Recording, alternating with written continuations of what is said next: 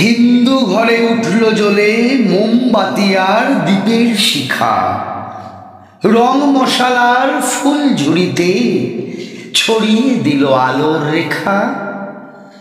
অমাবস্যায় মায়ের পুজোয় ব্যস্ত সবাই আরাধনায়, দূর করে দুঃখ আনতে সুখ মোদের ঘরের চতুষ্কোণায়।